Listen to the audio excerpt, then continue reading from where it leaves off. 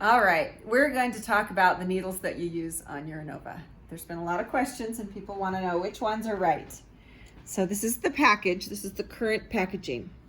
It used to be gold here on the top, but the parts that matter, meaning it will work on your INNOVA, are right here. That is the type that works on this machine. So we call it a 134 MR. This DP times 5 MR means the exact same thing, and 195 MR. Those work on an INNOVA. You may have different numbers over here, and that will be either a bigger, like thicker around, or smaller needle. So 110, 18, 4.0, all three of those numbers mean the exact same thing. You might have one that's 100, and I think then it's 16 and 3.5. So then all of those mean the same thing. Down here says, I don't know how to say it, but Gevadur. It's what Grossbecker calls their titanium coated needles.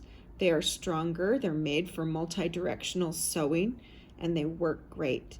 They will stay sharp longer than the normal silver stainless needle or whatever. I think it's stainless. I'm not 100% sure on that. But these ones are gold inside. Now, if you ever have a needle that's not in its case and you wonder what size it is, there are some numbers right here on the shaft. They're so small that you likely will need a magnifying glass to read them, but you will be able to tell what size the needle is.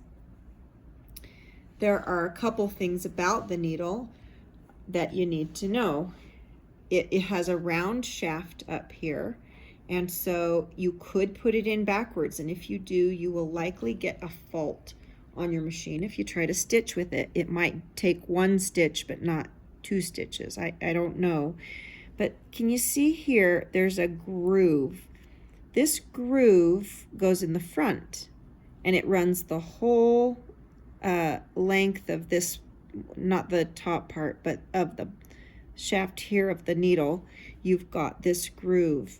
On the back side, you have a scarf, and that's a cutout portion. That has to be in the back. This has to be in the front. It doesn't matter how you teach yourself to remember, but you've got to have it in the right direction, and then it will work nicely for you. There's one more.